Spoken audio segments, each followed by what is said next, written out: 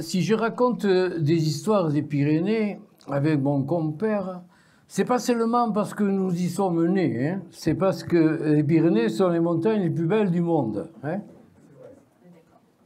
Je vois que vous protestez pas beaucoup, c'est donc que vous êtes connaisseurs. Hein.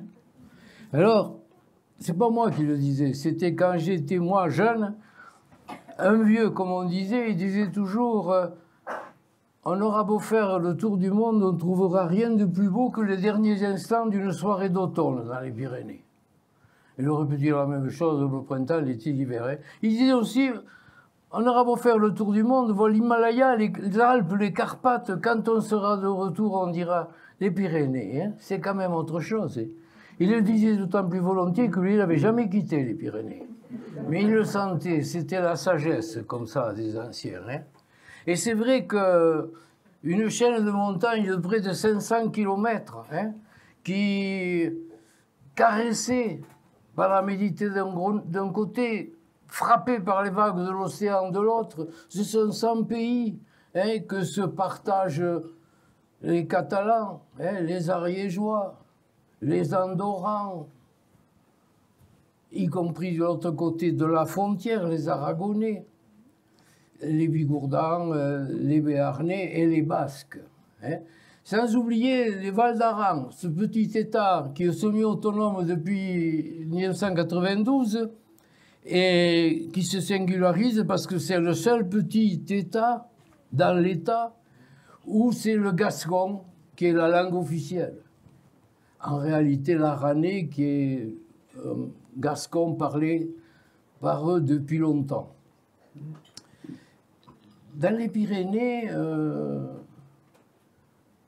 chaque caillou, chaque rocher a une histoire.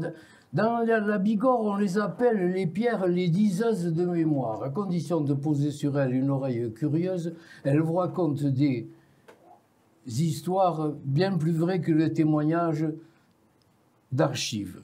On dit que lorsque les premiers hommes arrivèrent dans les Pyrénées, au moment où ils faisaient l'effort de se tenir debout, ils se sont aussi rendus compte qu'ils étaient capables de rêver. Leurs rêves sombres sont allés se fixer sur les blocs d'ardoise, leurs rêves heureux sur les blocs de granit et de marbre. Et à condition de poser cette oreille curieuse, elle vous raconte des choses. Toutes les pierres des Pyrénées, l'éclat de la Raillée dans le cirque de Troumouze, étaient célèbres parce que les conscrits du temps de Napoléon allaient, la veille de leur départ au cirque de Troumouze, pour prendre un petit bout de cet éclat de la Raillée pour ne pas être tirés au sort, parce que sinon il restait 5 ans de guerre. Et ça a continué en 1939, au moment de la mobilisation. Les gens de la vallée sont montés là-bas, on a demandé aux plus petits de la famille de donner un petit caillou au père qui allait partir mobilisé pour que ça lui porte bonheur et qu'il garde quand même quelque chose des Pyrénées. Quelquefois, les cailloux des Pyrénées, c'est plus gai quand même. Dans le Couserans, en Ariège, on vous montre 2 blocs qui sont comme ça, distants de ça. Les vieux, ils vous disent, c'est des rochers qui bougent. Parce que quand nous, on était jeunes, ils étaient comme ça. Peut-être qu'ils étaient plus jeunes aussi, hein, alors ils passaient plus minces, mais enfin, je ne sais pas. Parce qu'ils disent, lorsque ces cailloux se joindront, toutes les filles sauteront au cou des garçons pour les embrasser. Alors depuis, ils guettent, les vieux, hein, surtout, évidemment, ils guettent. Hein. Et puis il y a autre chose aussi, dans l'Ariège, quand un garçon était un peu amoureux comme ça d'une fille et que les mots d'amour sont difficiles à dire avec des lèvres tremblantes à ce moment-là, on lui lançait un petit caillou à la fille. Et ça voulait dire que la balle, ou plutôt le caillou, était dans son camp. Hein? Un petit caillou. Hein? Et puis les plus célèbres pierres des Pyrénées, c'est les pierres levées, les pierres dressées. On en a répertorié plus de 1500, à peu près entre 8 et 1000 mètres d'altitude. C'est des pierres qui servait à beaucoup de choses. Et là, je fais un petit intermède pour bien voir. Dans ces petits villages des Pyrénées, 10e, 11e, 12e siècle, c'était des maisons, c'est tout. Des maisons mères. Il n'y avait pas de clocher. L'église est arrivée dans les Pyrénées au Xe siècle et bien plus tard en montagne. Ces petits villages des Pyrénées étaient comme indépendants. Le pouvoir royal était très loin. Et d'autant plus que, à part les maisons, tout était en indivision. Les pâturages, les forêts, c'était à tout le monde, comme on disait. Donc ils se sont organisés, on ne le sait pas assez, je trouve que l'historien devrait en parler beaucoup plus de ça. Ils se sont organisés, ça s'appelait les jurats, les garçons et les filles aînés votaient. Hein? Je rappelle que les hommes ont le droit de vote en 1792 et que les femmes en 1945. Bon, ça. Les hommes et les femmes votaient dans ces petits villages de montagne. Il y avait une espèce d'autonomie. On dit que Colbert, le ministre de Louis XIV, était mécontent parce que la gabelle ne reproduisait pas assez dans les Pyrénées. Évidemment, les Pyrénéens, ils achetaient le sel en Espagne. Hein. Alors il a envoyé un procureur pour faire une enquête et reporter.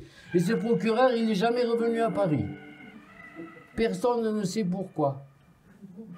Au large d'Argelès, il y a un endroit où on dit qu'il s'appelle le trou du procureur. Mais personne ne sait pour quand et puis depuis quand. Donc ces petites républiques étaient obligées de s'organiser.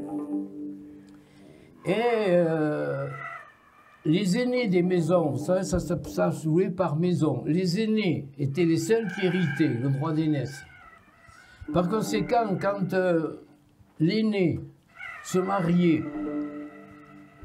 quelques années après, s'il n'avait pas eu d'enfant, ça leur posait quelques questions, parce que l'aîné ne pourrait plus hériter et la propriété se disperserait et on perdrait le nom de la maison. Or, c'était la maison qui était importante. Quand un garçon venait se marier avec une aînée, il perdait son nom, il prenait le nom de la maison de l'aîné. Et ainsi de suite. Voilà. Alors si je vous dis ça, si j'ai fait cette petite parenthèse, c'est parce que ces pierres dressées qui sont dans les Pyrénées, il y en a 1500, elles avaient la propriété d'être fécondantes. Et là, on retrouve le conte et la réalité. C'est-à-dire que tout le monde savait que ce n'était pas possible, mais tout le monde faisait semblant. Hein? Dans le conte, c'est souvent ça. On fait semblant de croire. Et ces femmes qui n'avaient pu avoir d'enfants au bout de 3-4 ans, elles allaient aux pierres. Il y a une pierre dans les rangs, alors pas trop loin, la pierre d'Escaut près d'Oloron, dans les rangs Camon près de Luchon. Il y en avait, elles étaient célèbres, et les femmes devaient glisser sur cette pierre. Hein. La partie qui touchait la pierre devait être dénudée, vous voyez. Hein. Bon. Et quelquefois, il fallait glisser 7 fois. Je ne sais pas si on avait un enfant chaque fois, mais ça montre la belle qualité de peau des femmes des Pyrénées. Hein. Parce que ça s'appelait aussi l'écorchade. Et pour que ces pierres soient vraiment efficaces, les machentolengos, les mauvaises langues, parce que je dois avouer qu'il y en a dans les Pyrénées, quand même, hein, avant, hein, beaucoup moins maintenant. Hein. Depuis que les vallées se sont dépeuplées, il y en a moins. Alors, ces machentolengos disaient que le pouvoir fécondant de ces pierres était peut-être dû au concours de beaux spécimens mâles qui rôdaient toujours au Sourou. Et c'était peut-être vrai, on organisait des fêtes et tout. Mais attendez, ça avait un espoir. Dans la vallée de Bedmal, dans la vallée de Bedmal, où ils étaient plutôt malheureux au niveau des ressources, à Bedmal toujours, il y avait une coutume, chaque fille, à partir de 18 ans, partait comme nourrice dans les villes, pour donner un peu d'argent à la famille. Et vous savez très bien que pour être nourrice et vendre son lait, il faut avoir eu un enfant. Donc, elles allaient aussi à la pierre, elles se faisaient faire un enfant, elles pouvaient quand même choisir. Hein. Tout ça. Donc, ces pierres avaient tous ces pouvoirs d'être fécondantes. Et si l'Église était très mécontente de ça, une fois qu'elle a connu on lui disait qu'il valait mieux ne rien dire parce que voulez-vous faire quand là il fallait à tout prix un enfant pour pas que la propriété se disloque, eh bien on se débrouillait comme on pouvait. Et lorsqu'on voyait une femme, parce que les cadettes par exemple aussi, si elles voulaient avoir une autre vie que celle d'être dans l'affaire sans pouvoir amener un mari en général, hein, quand on voyait une cadette qui attendait un enfant, et si quelqu'un posait la question, mais elle n'a pas de père, où est le père? Le plus vieux le soir, il disait qu'il y en a dans la peyre. Elle est allée à la pierre. Ça mettait fin à la conversation. Ça voulait dire que cette fille, qui n'avait point de mari là, à ce moment-là, elle faisait partie toujours de la communauté. Et son enfant et elle pouvaient être nourris dans la ferme. Et ils faisaient toujours partie.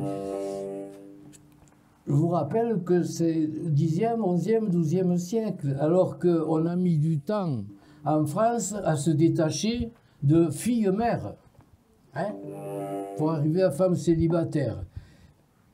Donc c'était ces petites choses qui se passaient dans les montagnes des Pyrénées, dans les villages, sont un tout petit peu étonnants. Alors, il y a eu aussi des choses qu'on a racontées, et qui sont vrais et qui existaient encore en 1900 et qui ont fait quelquefois, qui ont choqué beaucoup de monde. Par exemple, Denis Seurat écrit en 1920 « C'est une coutume que les jeunes filles se promènent en groupe de 8 à 10, c'est dans l'Ariège. Elles espèrent rencontrer un jeune homme seul.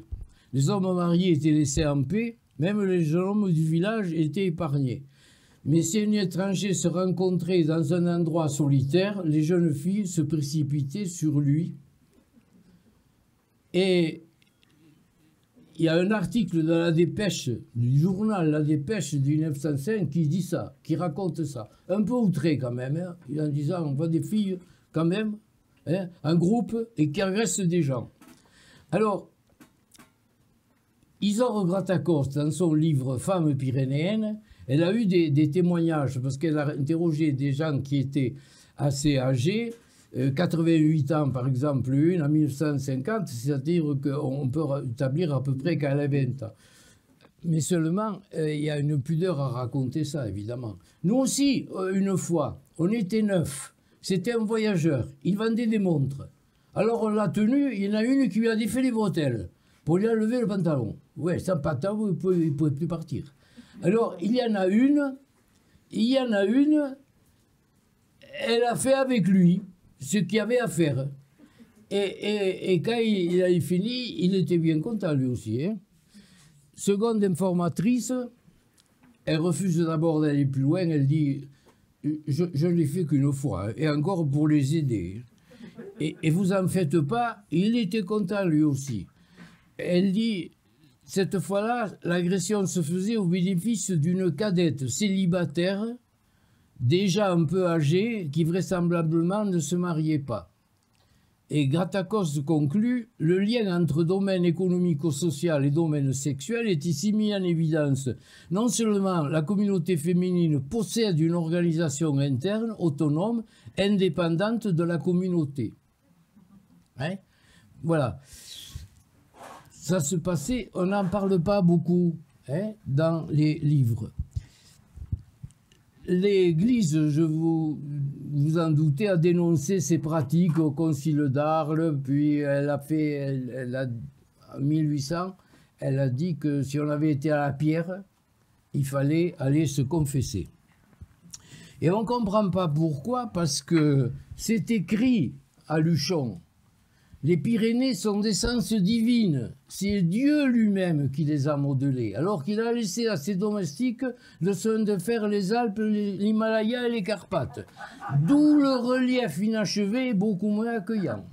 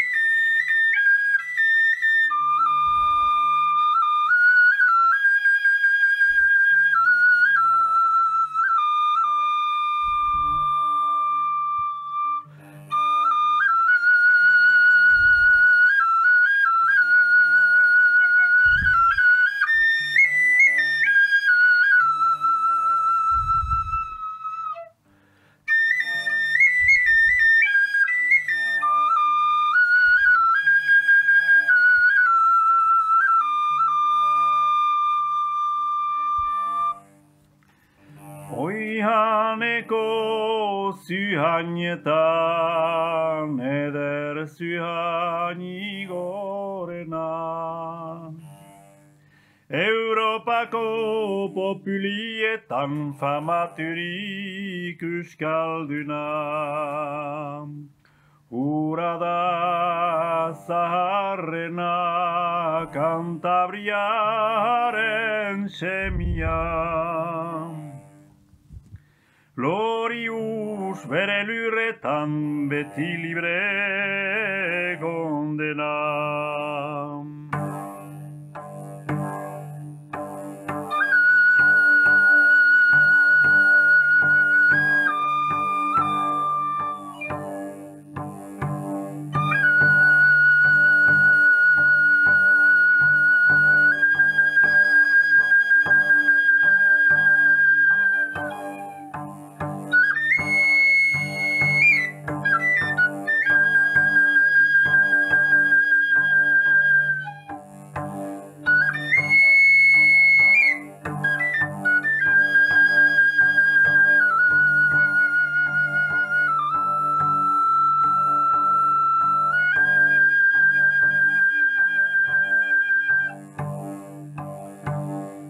Hariz piala bildurik, Euskal Herri orotarik, bakutsak bere botza emanik, eta legia zen egin.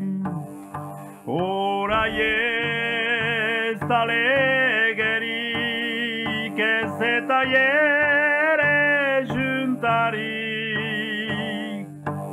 Fidelitatea galdurik eta legia saldiren.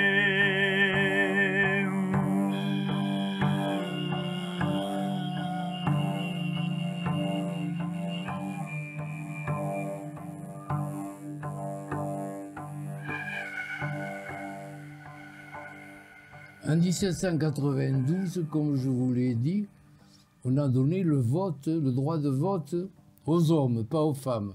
Elles ont beaucoup protesté, en particulier à Saint-Gaudens, avec une manifestation monstre. On se demande avec les moyens de communication de l'époque comment il y avait tant de monde, parce qu'il y avait non seulement les gens, les femmes de Saint-Gaudens, mais d'autour. Et elles ont été tellement comme ça, encombrantes, qu'on a envoyé des forces spéciales de l'époque, c'est-à-dire les gendarmes à cheval. Alors les gendarmes à cheval ont chargé ces femmes Et il y a des femmes qui ont pris un gendarme qui était à cheval et l'ont mis par terre. Et il a eu une oreille mordue. Alors il y a beaucoup d'autres gendarmes qui sont arrivés, ils ont pris une femme proche de ce gendarme-là et elle est passée le lendemain au tribunal. 1792, la justice se rendait en français, mais tout le monde parlait gascon. Et le comprenait, y compris le juge. Et alors on a vu le matin le gendarme rentrer avec un pansement sur l'oreille, et puis la femme qui avait été appréhendée. Et à ce moment-là, avant que le juge ouvre la séance, la femme lui a dit en gascon au gendarme, « Si tu dis que c'est moi qui t'ai mordu, à la sortie, ce ne seront pas les oreilles qui te manqueront. » Et évidemment, le juge qui avait fait voir qu'il n'avait rien entendu a dit « Madame, monsieur le gendarme, reconnaissez-vous cette femme comme celle qui vous avait mordu? Il n'y a rien de plus faux, a dit le gendarme. Il n'y a rien de plus faux. » Et ça, c'est resté dans les minutes du tribunal. Et tous les deux ont quitté libres. Le gendarme a quand même avec le pansement, et la femme libre. Voilà. J'ai ça que ça des petites choses qui se passaient et dont on ne parle pas beaucoup. Et justement, je vais vous parler des diables. Alors, il y a peut-être une raison très lointaine. Vous savez que les sommets des Pyrénées, les hauts sommets, ont été franchis très tard. Je crois que le premier 1796 a pris 1800. On aurait dit qu'on n'osait pas aller plus haut. Pourquoi? Peut-être, disait-on aussi, que les sommets sont gardés par des diables et qu'il n'est pas bon d'y aller. Alors, peut-être ça a fait. En tout cas, ils ont été très peu sollicités avant. Et on dit aussi, évidemment, que les diables sont partis, écœurés qu'on leur enlève encore un espace. Le dernier, on dit que c'est le diable qui était sur la Rune, au Pays Basque. Lui, il est resté au dernier moment. Mais alors, il a été écœuré quand il a vu arriver le petit train. Alors, il dit, ça, c'est pire que tout. Il est parti, on dit qu'il s'est noyé tout de suite, là. Et ces diables, à ce moment-là, ils ont dû aller ailleurs. Ils se sont réunis presque autour de l'eau, autour des eaux. On connaît beaucoup d'histoires de diables avec les eaux. Et souvent, on pense à eux. Il y a énormément de contes et d'histoires. Parce qu'on se dit que les gens, de ce moment-là, ont fait de telles prouesses techniques qu'ils ne peuvent pas l'avoir fait sans le secours des diables. Par exemple, à Céret, en Pays Acalan, il y a une arche pour faire un pont, une seule arche. Elle fait 45 mètres de large, la largeur du terrain de rugby. 45 mètres, une seule arche, haute au-dessus de l'eau, d'un immeuble comme un immeuble de 7 étages, et ça a été construit en 1321, en plein Moyen-Âge. On dit c'est pas possible que les hommes aient pu faire une telle arche à ce moment-là. Et on dit que c'est les diables qui les aidaient. Alors évidemment, ils voulaient une contrepartie. L'histoire qu'on connaît, c'est Salis du Salat dans l'Ariège. Vous savez, ceux du Salis traversaient le Salis, mais à gué. Alors, il n'y avait pas trop d'eau, c'était pas trop embêtant, mais on ne pouvait pas rouler une charrette et tout, ils voulaient un pont à tout prix. À chaque fois qu'ils construisaient un pont, qu'ils commençaient les fondations, il y avait quelque chose qui se passait, ou une inondation, une bourrasque, tout, ça balayait, jamais ils n'ont pu arriver. Si bien que le diable s'est proposé, en disant, moi je vous le construis dans une nuit, ce pont, à la condition que je puisse emporter l'âme du premier habitant qui passera sur ce pont. Et les hommes, après concertation avec les femmes, m'ont dit eh, qu'est-ce que vous en pensez? Oui, on ne peut pas faire autrement, on a déjà essayé. Et alors le diable est arrivé. Il a commencé à construire son pont, mais évidemment, les gens essayaient de trouver une solution. Comment on arrive à tromper le diable? Comment est-ce qu'on peut y arriver? Et alors, au moment où il avait fini le pont, où le premier habitant, ils ont envoyé une chèvre. Après tout, c'était le premier habitant. Hein, et le diable, il a été surpris. Et c'est rare un diable surpris, hein, parce qu'il croyait faire reculer la chèvre. Impossible. Allez essayer de faire reculer une chèvre. On dit, il a tiré par la queue, on dit, c'est pour ça qu'elle a une petite queue, mais je ne suis pas sûr. Et en tout cas, il n'a pas pu arriver, il a été mauvais joueur, il a détruit le pont. Alors, les gens ont encore été, qu'est-ce qu'on va faire? Le diable va encore... Alors, ils ont fait encore appel à lui. Et le diable a dit, cette fois-ci, vous ne verrez pas. J'attire votre attention sur le fait qu'il avait dit, le diable, qu'il a mis l'âme du premier qui passait. Je ne sais pas s'il y a parmi vous des gens qui ont des fonctions hautes, hein, et qui risquent d'inaugurer un pont. Méfiez-vous, méfiez-vous.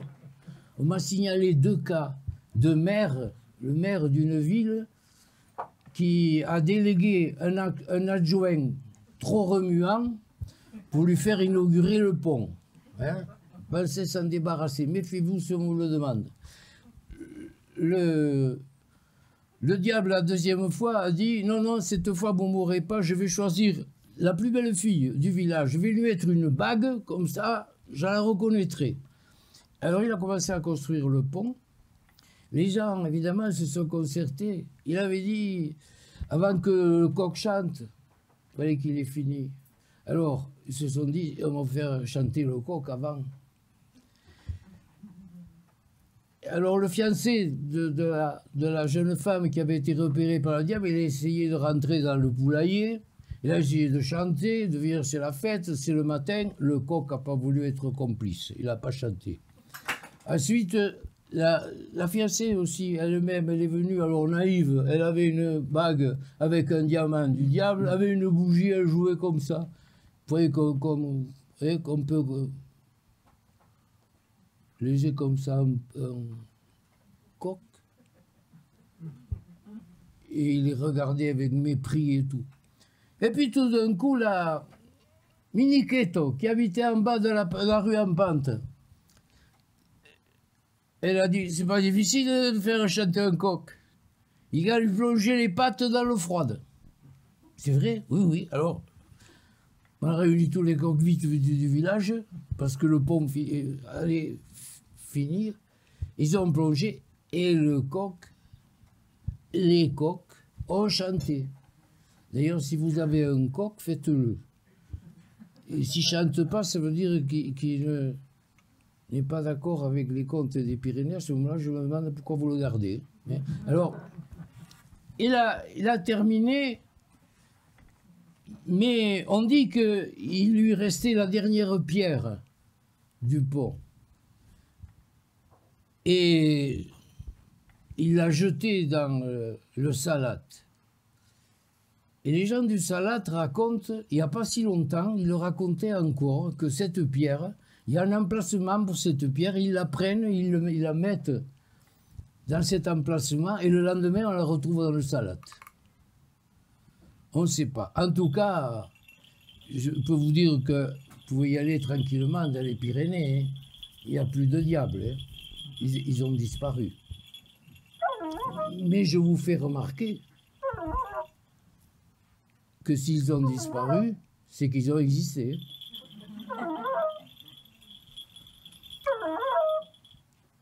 Et on a des faits. Alors on a des faits. Mais évidemment, on ne pouvait pas faire les choses comme tout le monde. Dans les Pyrénées, il y a 2 sortes de faits.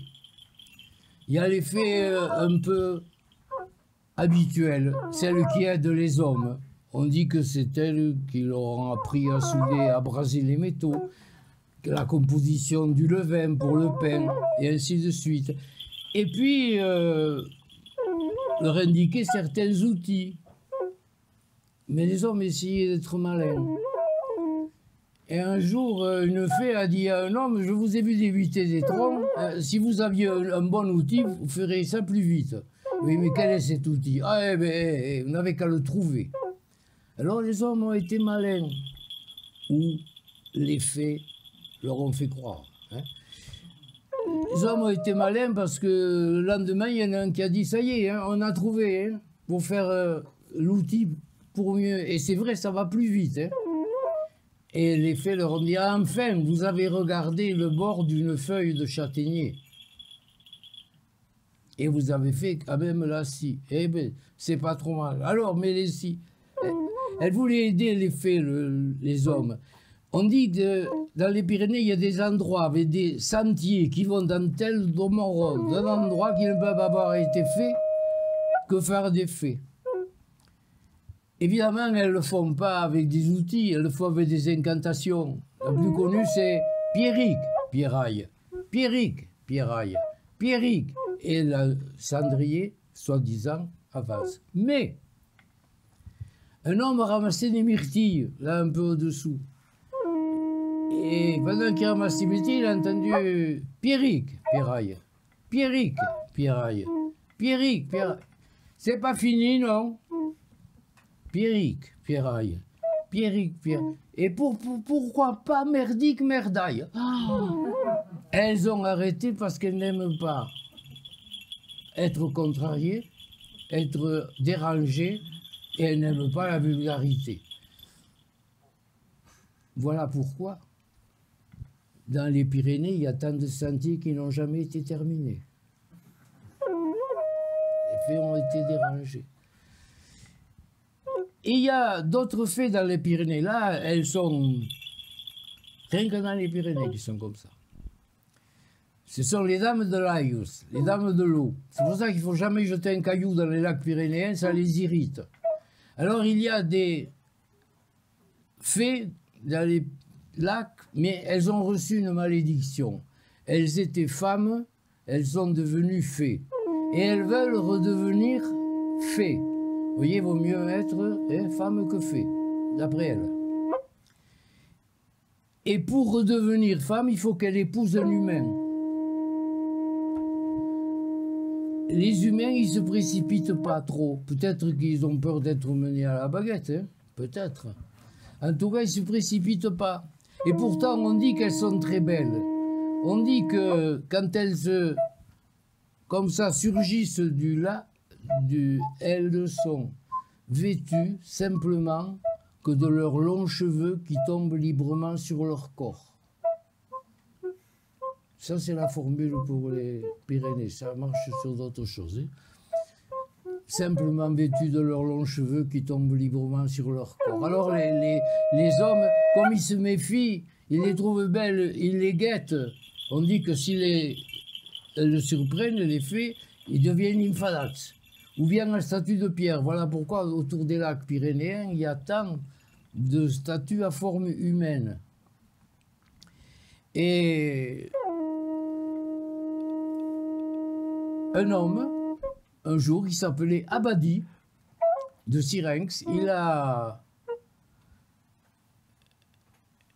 est tombé amoureux d'une de ces fées, de Dame de l'Aïgue. Ça, c'est le conte qui le dit. En réalité, peut-être que il a été fiancé ou il a envie d'épouser une femme qui était d'un autre village. Et ça ne se faisait pas. Hein? Ça ne se faisait pas. C'est ce qu'on appelle le charivari. Hein? Lorsque il y avait de tels mariages, il y avait des manifestations hostiles au couple. C'était avec des raisonnements simples, que voulez-vous, c'était des raisonnements simples. On ne voit pas pourquoi un homme va chercher une femme dans un autre village alors qu'il y en a dans notre village qui ne sont pas encore mariés. Voilà le raisonnement. Et pour les veuves, c'était pareil. Le deuxième mariage d'une veuve, non, ça suffit. Il a déjà consommé un monsieur, ça suffit. Et ça donnait un charivari. C'était pas tellement agréable, il n'y a pas de quoi être fier quand on est pyrénéen quand même, de toutes ces pratique. Mais le sieur Abadi de Syrinx, il craignait certainement ce charivari. Alors il a trouvé malin de dire, je ne l'ai pas trouvé dans notre village, c'est une fée, j'épouse une fée. Vous vous rappelez ce que je vous disais au conte, on fait voir qu'on y croit, on fait voir qu'on ne croit pas, peut-être c'est vrai, peut-être c'est pas vrai, on ne sait pas. Mais en tout cas, là, ça est sorti. Si bien que dans le fichier d'état civil, il y avait homme sur ce mariage, Babadi, femme, fée. Attendez, c'est pas fini. Cette famille s'est développée aussi, évidemment, il y a eu des mariages et tout, et à un moment donné, cette grand-mère de Abadi, de Syrinx, elle a épousé un homme, et il s'était rapproché de Pau, qui s'appelait Bernadotte. Et ce couple a eu un enfant, et à 18 ans, Jean-Charles Bernadotte, il s'appelait, il s'est engagé dans l'armée. Il est arrivé sergent simplement parce que pour être officier, il fallait être noble. Mais la Révolution est arrivée et a permis de franchir les étapes. Et ce Jean-Charles Bernadotte, il les a toutes franchies puisqu'il est arrivé maréchal d'Empire. Il n'y a pas mieux, sous Napoléon. Il était à ce moment-là d'armée. On dit qu'il s'était illustré à Iéna, Austerlitz et tout, mais il n'était pas en très très bon terme avec Napoléon qui voyait un concurrent. Or, là, un peu sorti de l'armée, il est allé ambassadeur à Vienne, par exemple. Je vous dis ça, c'est toujours, rappelez-vous, Abadi qui a épousé une fée. Et ce Jean-Charles, à un moment donné, les têtes royales d'Europe cherchaient un remplaçant, un successeur au roi de Suède, parce qu'il n'avait pas d'héritier, et surtout, il était frappé, ça y est, dans tous les livres, d'imbécilité médicale. Je ne sais pas ce que c'est, hein, imbécilité médicale. Et alors, c'est les têtes couronnées qui se sont engagées pour pas qu'il y ait n'importe quoi qui se passe en Suède, de proposer à Bernadotte d'être d'abord l'enfant adoptif de Charles XIII, il s'appelle Charles XIII le gaga. Hein. Bah, alors, ils l'ont fait en 1810, ils l'ont fait adopter, et en 1818, ils l'ont mis sur le trône, c'est Bernadotte, roi de Suède. C'est la même famille qui est toujours à la royauté en Suède, la même famille. Si bien qu'en déroulant l'arbre généalogique, au bout, on doit trouver homme Abadi, femme fée. Hein? Je n'ai pas le temps, peut-être dans d'autres moments, de vous dire, vous doutez bien que depuis que je raconte ça, j'ai écrit 20 fois à l'ambassade de Suède et tout, j'ai des réponses, d'ailleurs, de temps en temps. Et là-dessus. Vas-y.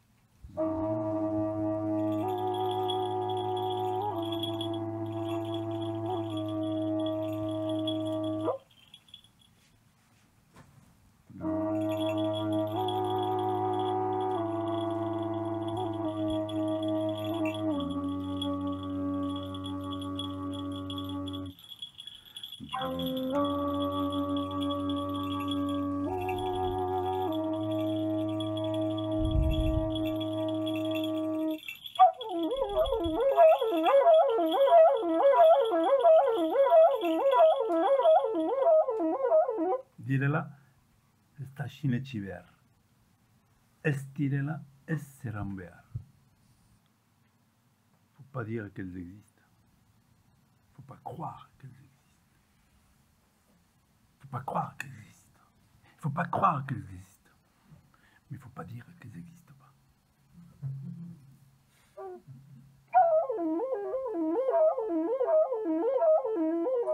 Le diable, c'est pareil. C'est pareil. Izena duen guztia omen da. Tout ce qui a un nom existe. Et même, c'est pas mon grand-père, ça c'est Serge Gainsbourg qui l'a dit. Il lui avait demandé, est-ce que vous croyez au paradis? Il avait dit, bah, écoutez, je crois que oui, parce que je crois à l'enfer.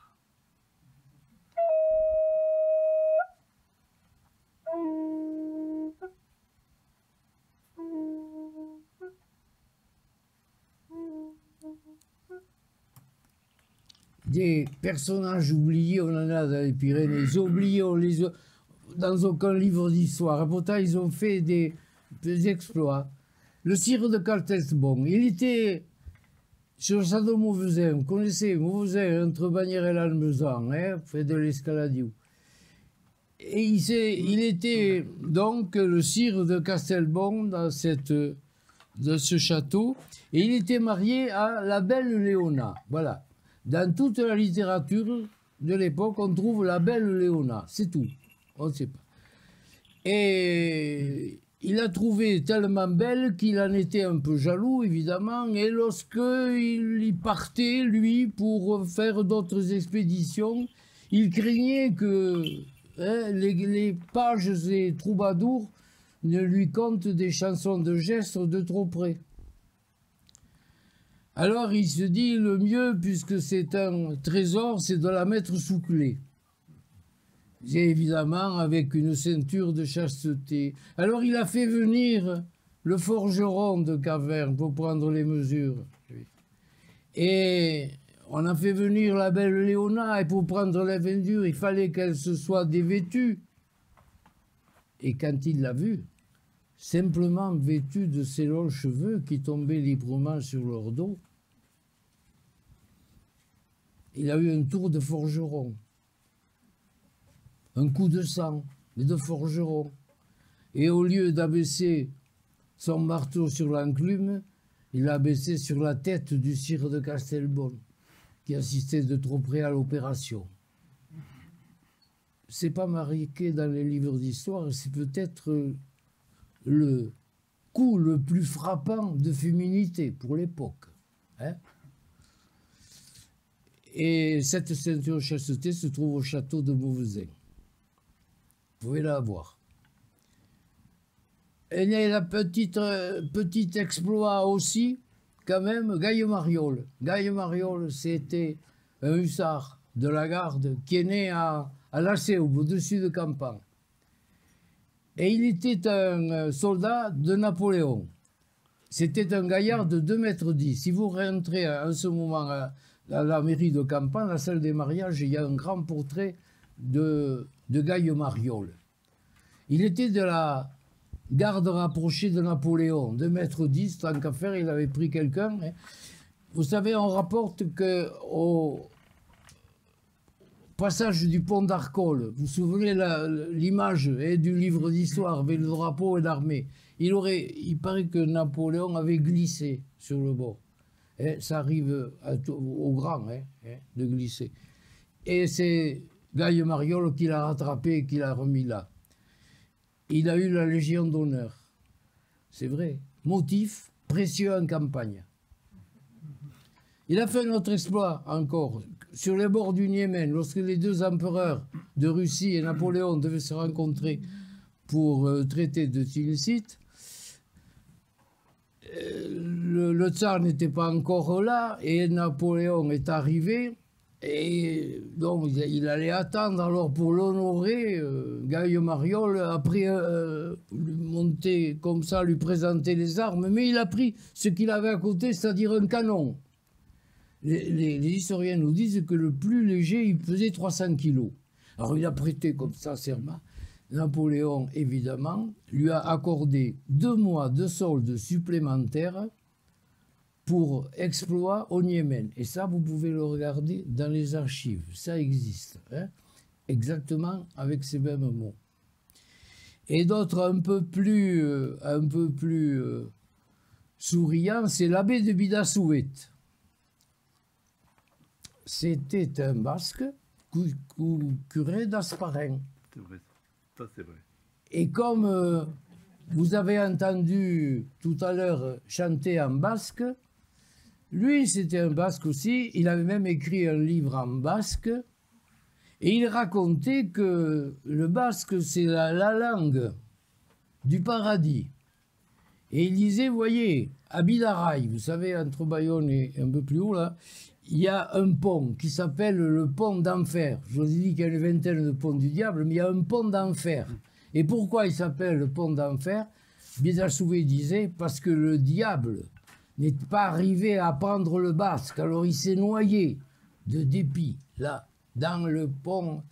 Si vous avez entendu parler, on comprend, hein, remarquez que peut-être que il y en a beaucoup de noyés, oui. Que le basque ne pouvait pas apprendre. Voilà. Et c'était un personnage, il avait un petit différend avec son supérieur, l'évêque de Bayonne. Et tous les matins, il sortait son fusil, il tirait 2 coups, il disait, c'est pour l'évêque. Pourquoi? À cause du choix des gouvernantes. Il fallait qu'elles aient l'âge canonique, 40 ans, il en avait pris 2 de 20 ans chacune.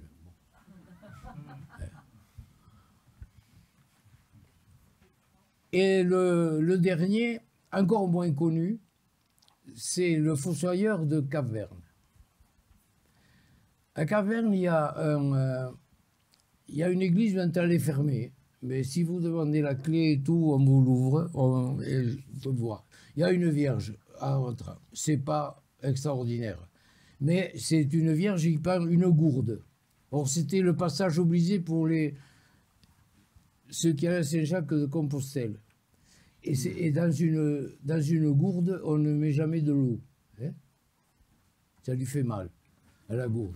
Donc c'était quand même bien d'accueillir les pèlerins avec un peu de vin, par exemple. Mais c'est pas ça le plus extraordinaire. C'est qu'il y a une vitrine avec 8 crânes qui sont en parfait état, vous savez, 8 crânes. Et on me raconte que ce sont les tables, ça y est dans des livres d'histoire, ça. Pour une fois que je peux citer un livre d'histoire où ils se sont trompés, justement. Alors,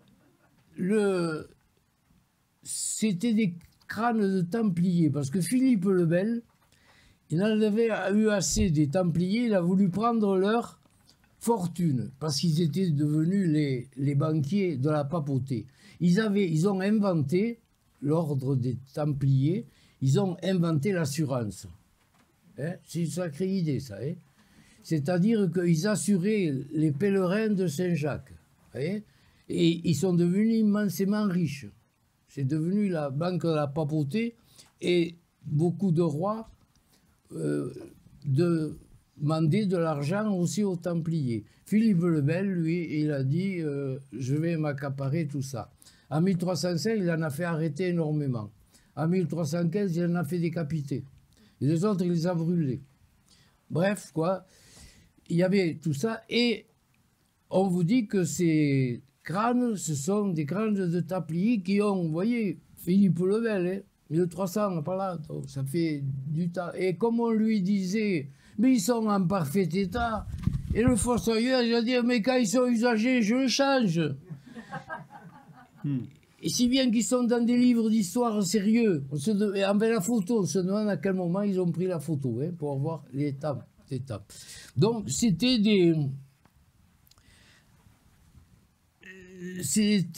petits exploits, hein, qu'on ne connaît pas. Et c'est comme ça. Il y en a un autre exploit qu'on ne connaît pas, un événement astronomique qui s'est passé dans les Pyrénées.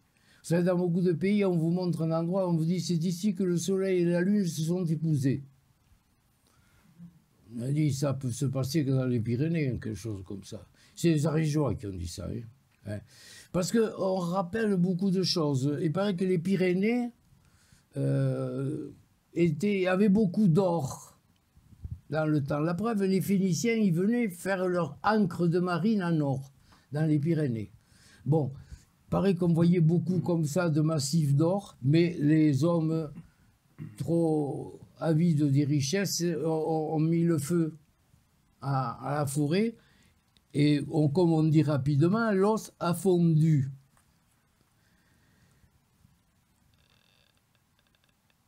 Et on dit qu'on en retrouve dans l'Ariège. Pourquoi Ariège? Origère Flumenx, fleuve porteur d'or. Et on dit que quand il y a eu ce feu là qu'on a mis, c'est les Grecs qui l'ont vu ce feu et qui l'ont décidé. En grec, le feu, ça se dit pyros. Pyros, Pyrénées. Peut-être ça vient de là aussi. Bref, l'or, c'est quelquefois retrouvé dans la rivière Ariège. Il y a quelques années, il y a eu le championnat du monde des orpailleurs. Hein? Évidemment, on en parle à la télé moins que les Jeux Olympiques, mais ça s'est passé. Le champion des orpailleurs. Et il y avait un monsieur, il y a quelques années, alors je l'ai vu, hein, c'est vrai, il louait son après-midi animation à des gens comme vous et moi qui voulaient, ou même à des centres de vacances, à des enfants. Moi, j'ai vu des enfants le faire. Passer l'après-midi avec, il leur donnait des tamis, ils orpaillaient là, et lorsqu'ils trouvaient des petites pépites, parce qu'ils en trouvaient,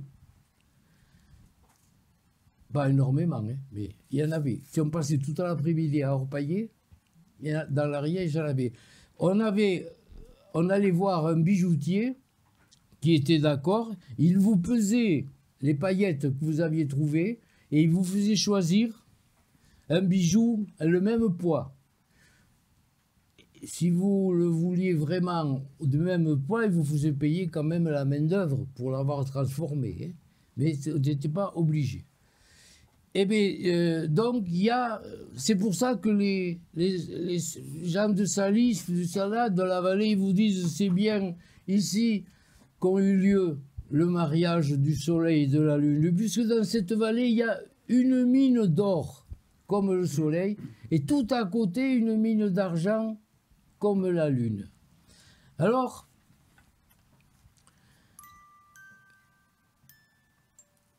ce fut pas un mariage blanc.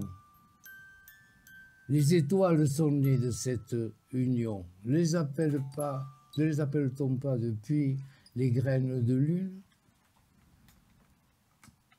Alors le soleil a dit à la lune, à quoi ça rime, mamie, que l'on s'arrime tous deux pour la vie? Ne vaudrait-il pas mieux vivre sous le régime de la séparation des cœurs? Toi demeurant ma lune de miel et moi t'éblouissant de mes rayons. C'est ce pacte qu'ils ont fait dans les Pyrénées que depuis le soleil brille le jour et la lune la nuit. Alors les étoiles et les constellations sont nées donc à ce moment-là, elles ont fait connaissance. On entendait la Voie lactée dire à la grande ours, vous prendrez bien un peu de thé de nos montagnes? Oui, volontiers. Avec un doigt de lait? Non, disait un nuage simplement. Et votre petit ours? Non, non, elle est trop jeune pour le thé. Et ça dure depuis longtemps. Il y a toujours le soleil, la lune, les étoiles. Et il faut toujours une seconde hein, pour aller de la terre aux étoiles avec l'œil.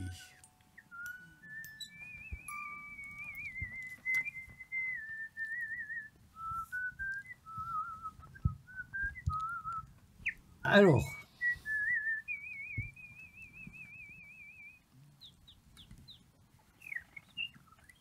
intermède. Vous connaissez dans les Pyrénées les grottes préhistoriques. Vous en connaissez, je suppose. Hein? Bon, eh bien, à ce moment, on vit une révolution. Hein? Je n'ai pas peur des mots. Il y a une révolution dans les grottes préhistoriques. Peut-être avez-vous vu un documentaire qui est passé sur Arte il y a quelques semaines. C'était pas la première fois d'ailleurs. Et là, le personnage vedette de ce documentaire,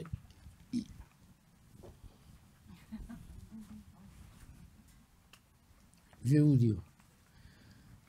Vous savez que ces magnifiques peintures qui se trouvent un peu partout dans les Pyrénées, sur les grottes, que vous connaissez plus ou moins, évidemment, c'est pas accumulé pour tout le monde, mais c'est ce style, vous voyez. Bon, vous connaissez. Bon, on a longtemps étudié, parce qu'on les a trouvées d'abord très belles et tout, on disait des artistes, on s'est aperçu qu'il y avait des femmes et des hommes qui étaient aussi des artistes qui peignaient. Et puis voilà, la Révolution, il y a quelques années seulement, il n'y a pas beaucoup de temps, et elle dure encore, c'est qu'on s'est aperçu que ce n'était pas seulement des peintures, il y avait un rapport avec la glotte des grottes, comme on l'a appelé, c'est-à-dire le son. C'est étonnant. On n'a pas le temps d'aller très longtemps, on pourra en parler, mais je vous dis 2 secondes. Des choses vraies. On a exploré des grottes, les unes après les autres. Il n'y en a pas beaucoup dans le monde parce que c'est très long à faire, mais c'est surprenant. Celle de Nyon en Ariège a été faite, cette d'Isturis, c'est d'Oxo, c'est Laïa au Pays Basque aussi a été faite. Et tenez-vous bien, si vous prenez un panneau où il y a un animal, par exemple un bison, là, et si vous faites à côté là, oh, simplement ça, l'espèce de résonance qui se fait dans la grotte, qui n'est pas l'écho, qui fait qu'au bout, on entend quoi?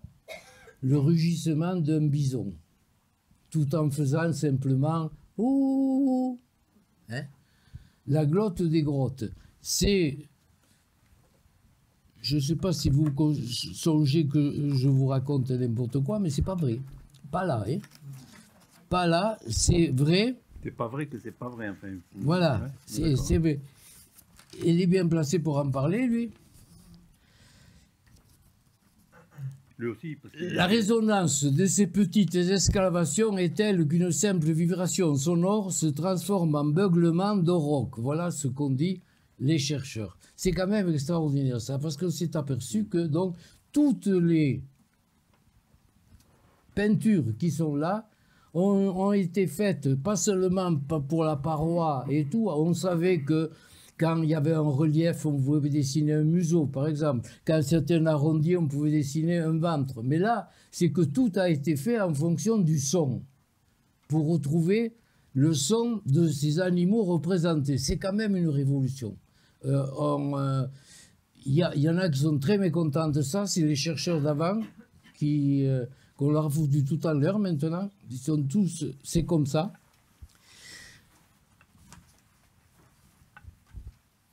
Et qu'est-ce qu'on peut parler de son? Ça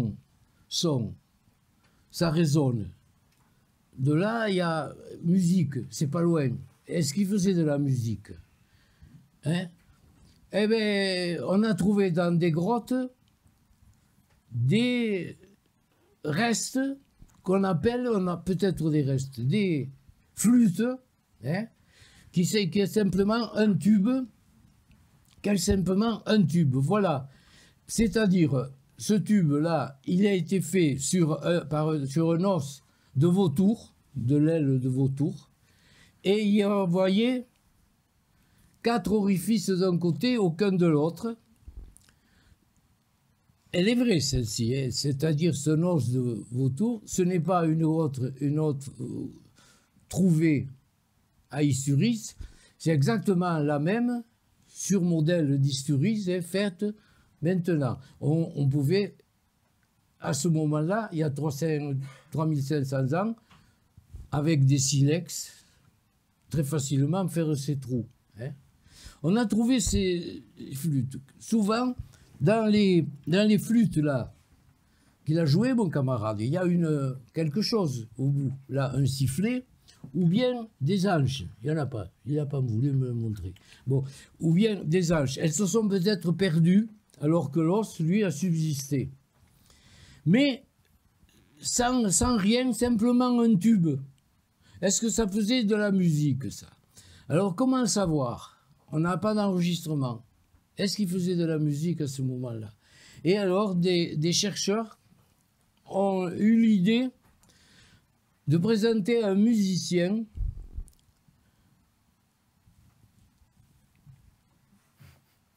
qui était habitué à improviser, à jouer toutes les flûtes du monde, hein, et à improviser aussi. Et c'est un musicien qui n'avait pas appris la musique au conservatoire. C'est un musicien qui avait appris la musique en jouant. Hein? Maintenant, on le dit de beaucoup de jazzmen mondiaux qui ont commencé à jouer avant d'apprendre. Hein? Je connais beaucoup de gens qui le disent encore. Alors, ils ont dit, c'est peut-être un individu, on peut lui confier cette flûte et lui donner même, s'il en arrive à sortir quelque chose, sans intersarien et simplement avec ça. Et si vous essayez de voir le documentaire dont je vous ai dit sur Arte, vous verrez le monsieur à qui on l'a confié jouer un grand moment, là, hein, et j'ai fait venir le sosie.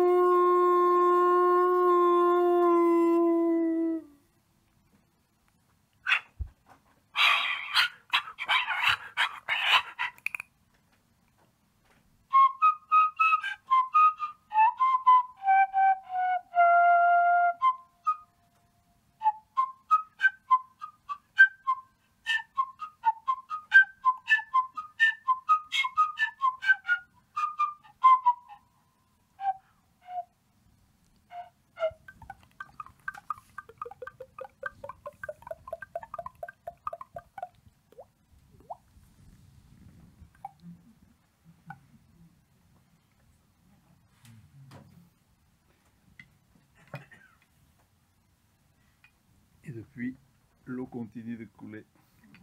les stalactites sur les stalagmites. Et j'imagine le Cro-Magnon ou le Cro-Mignon comme toi, qui a peut-être perdu la flûte il y a 25 000 ans. Parce qu'il disait 3500, mais en fait c'est 25 000 ans pour celle-ci. Hein.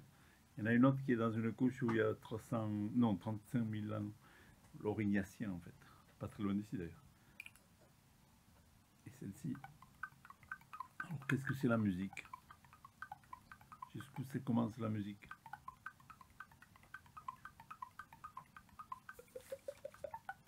Comme disait notre ami américain, là, comment il s'appelait? John Cage.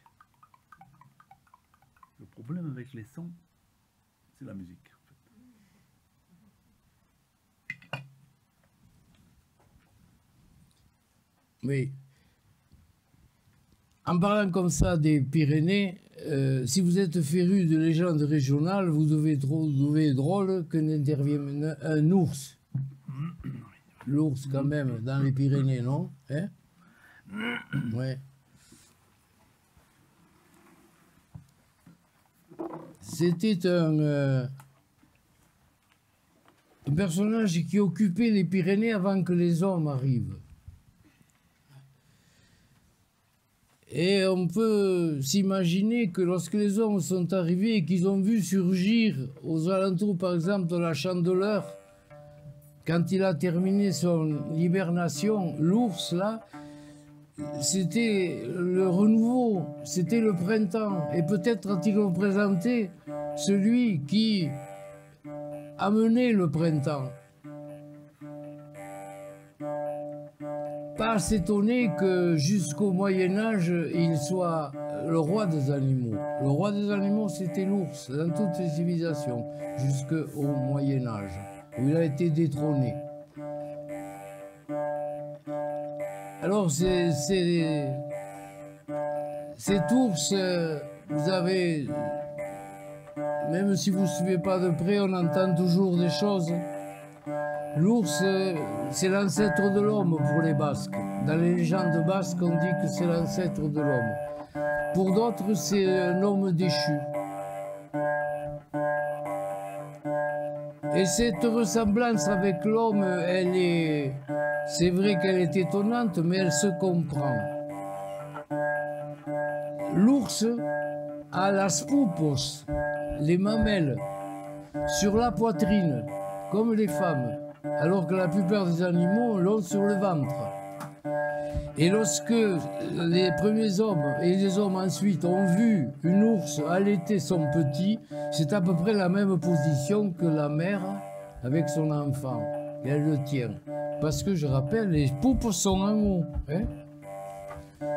Alors ça, c'est pour ça que peut-être on a dit peut-être l'ancêtre de l'homme déchu, l'homme qui a déplu. L'Église s'en est emparée.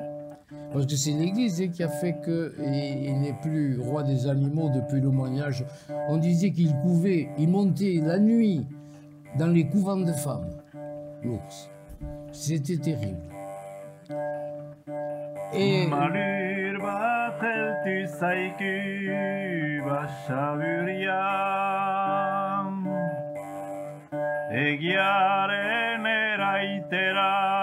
Santa Gracia Prima ezer bat hartzak usuki purrunpe jaltian Eta han itxirur izan da ez dianian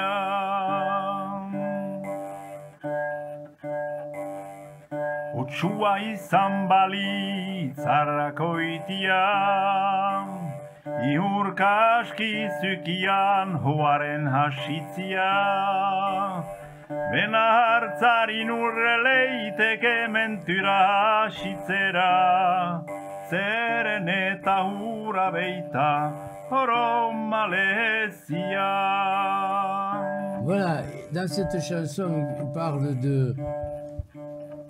d'un ours avec au milieu des humains, avec un homme et une femme. C'est un peu ça. Vous savez qu'à un moment donné, il y a presque plus d'ours, 3 ou 4. On a remis en 1996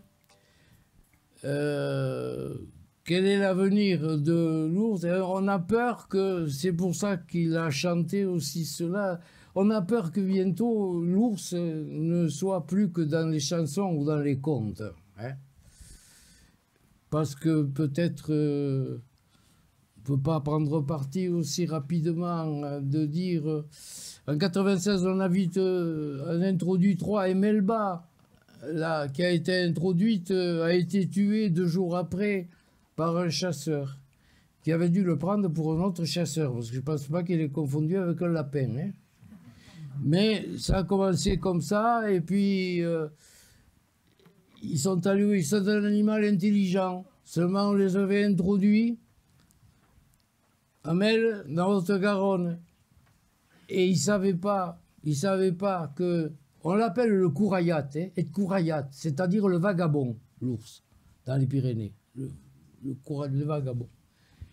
Et on l'avait oublié. Alors on l'a mis, il s'est promené. C'était le conseil général, ça s'appelait comme ça, le conseil général de la Haute-Garonne qui l'avait subventionné. Mais lui, en courayat, il ne savait pas qu'il rentrait dans le conseil général dans les territoires de l'Ariège, qu'il ne le voulait pas.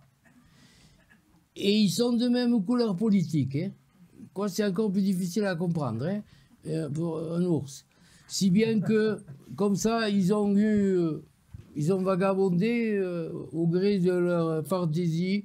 On dit qu'ils sont arrivés à voir les 2 ou 3 ours béarnais de la vallée d'Ossau, d'Aspe, qui restaient des Pyrénées. Seulement, c'était des ours venus de Slovénie, ils parlaient slovène. Et les Béarnais, ils les ont entendus parler, ils ont dit qu'on ne comprend rien à ce qu'ils disent. Mais non, c'est des Basques alors, si on ne comprend rien. Et puis, si vous avez suivi de près, vous pouvez savoir que Carla Bruni est la marraine d'un de ces ours. Depardieu aussi. Pareil qu'on ne leur a pas demandé leur avis aux ours. Voilà. Si bien qu'on se demande comment on ne va pas trancher. D'autant moins envie de trancher qu'on ne vit pas là-bas et que je pense que ce sont les gens qui vivent là-bas qui doivent trancher et peut-être bien négocier un peu. Un berger, il y a quelques années, nous a dit « Moi, mon ennemi, c'est pas l'ours, c'est l'agneau de Nouvelle-Zélande qui se vend 2 fois moins cher dans les supermarchés que le nôtre. » Peut-être... Alors, en cas, je vais vous conter un conte de l'ours le plus célèbre.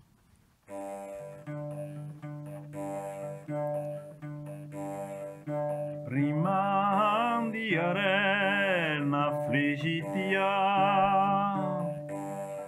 egin zere jonian hartzak usukia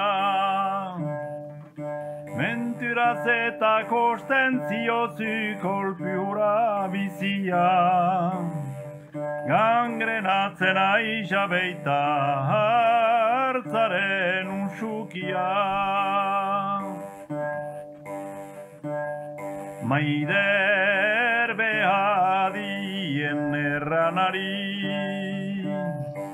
peko eihera borta zera ezan hobeki hartzan dihura jiten bazaine hujare aldetik zepon bat eda ezan atzaman ezan zankotik.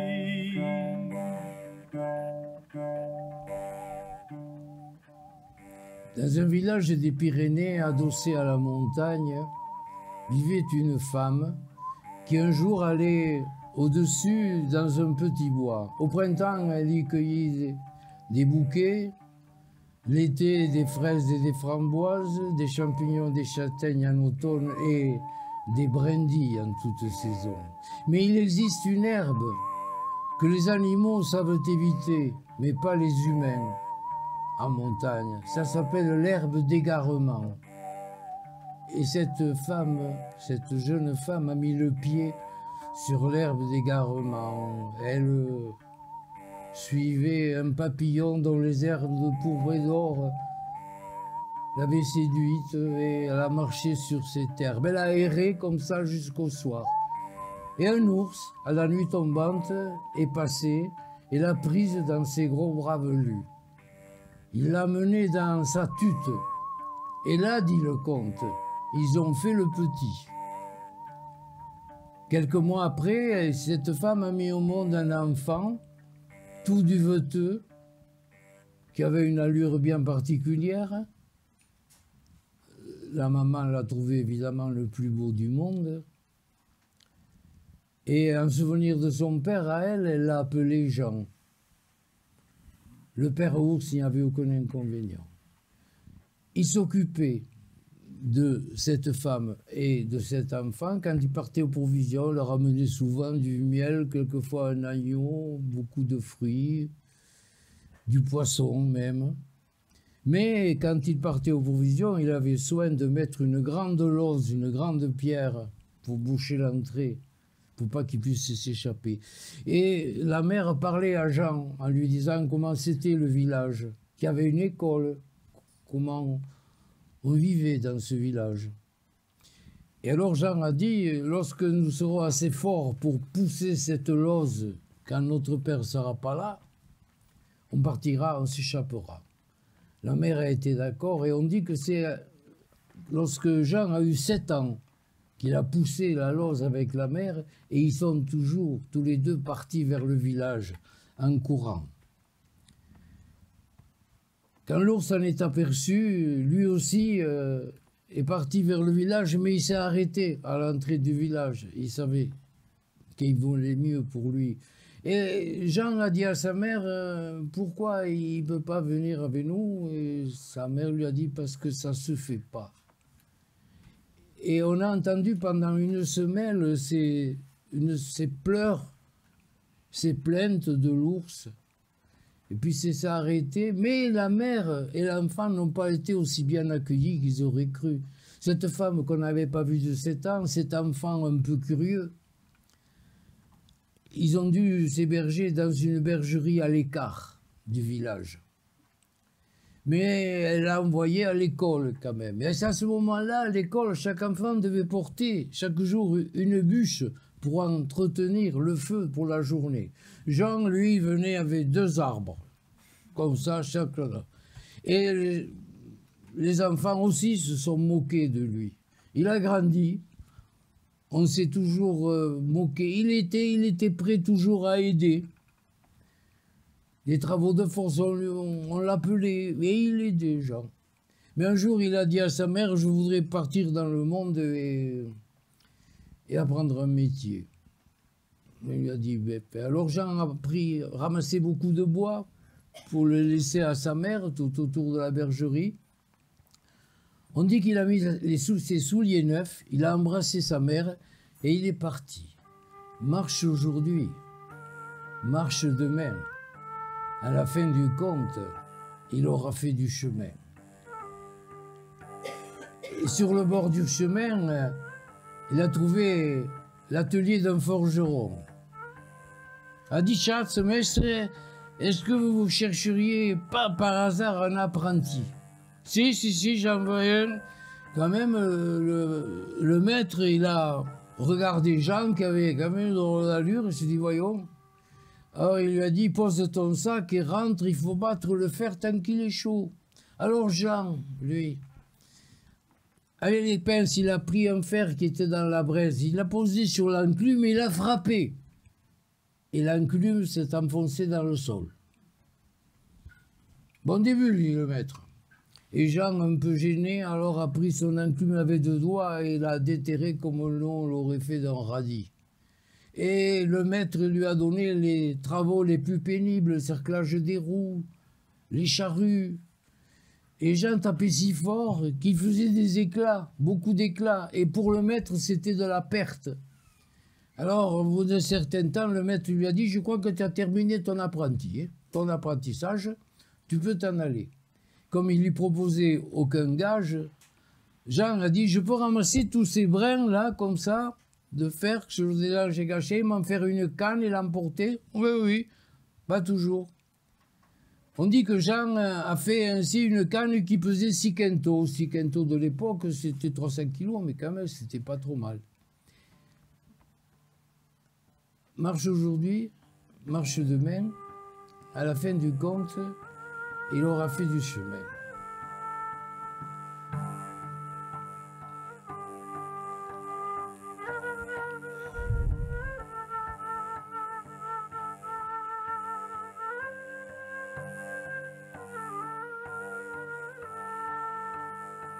Et cette fois, sur le bord d'un chemin, il a trouvé un château tout illuminé.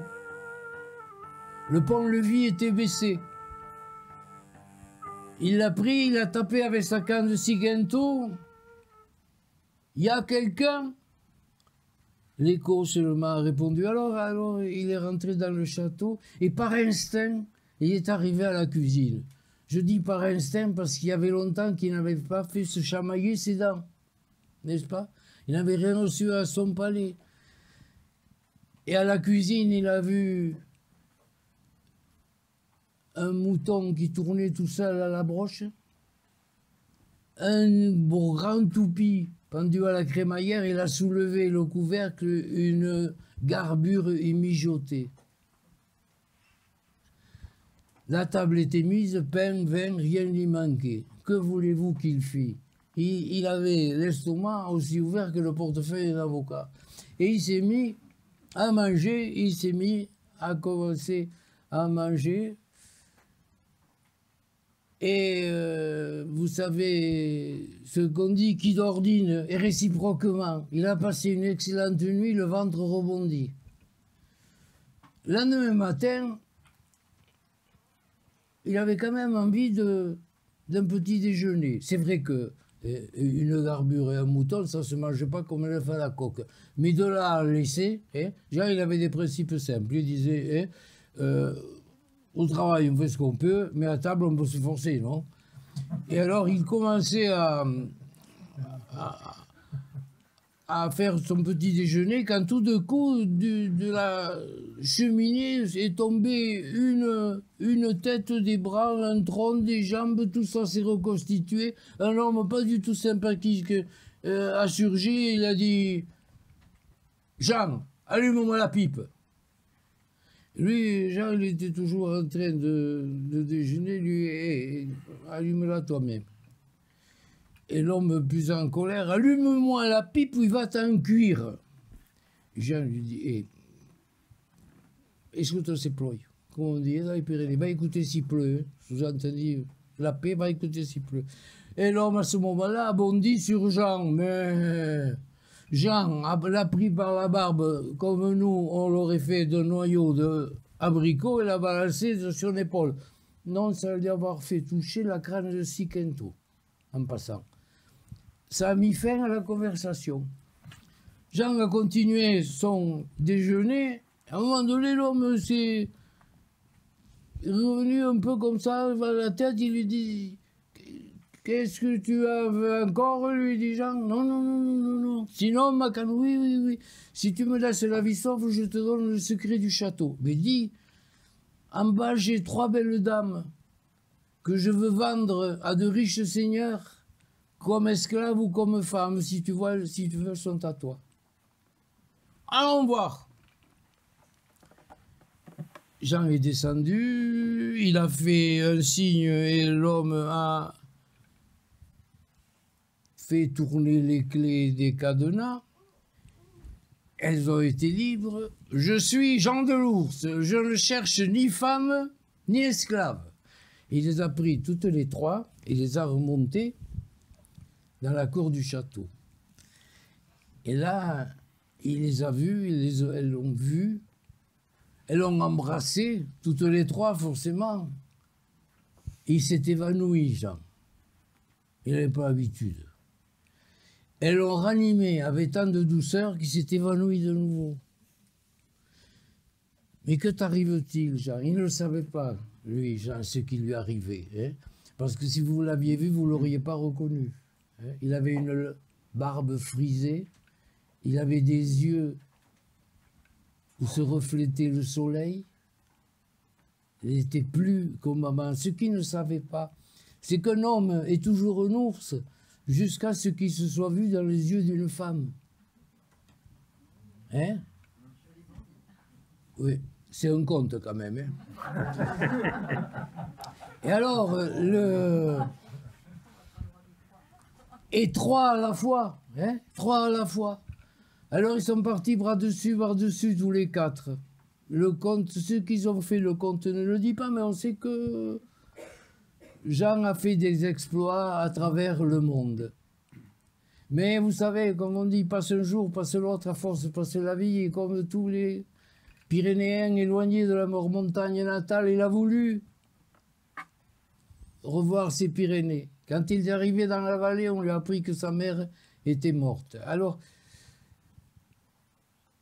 il s'est allongé, il a pleuré. Mais il a pleuré beaucoup. Il s'est endormi, et il s'est endormi tout à fait. Alors on dit que le sol s'est ouvert à ce niveau et que pour le recouvrir sereinement et éternellement et jusqu'à la fin de sa vie. Marche aujourd'hui, marche demain, c'est la fin du conte. Il a terminé son chemin. Kumplitu direnean hilabetiak lau bost sei zazpi zortzi bederatziak sendoturen ziriozu primari doloria eta gero kantaturen hartzaren kantoria. Sendoturen ziriozu primari doloria eta gero kantaturen hartzaren kantoria.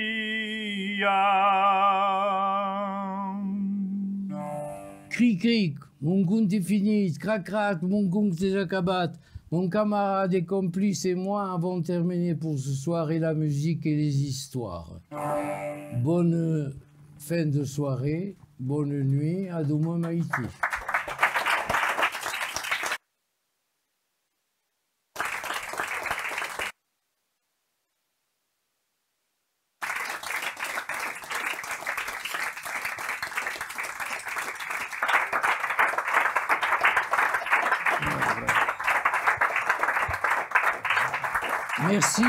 Merci de votre écoute.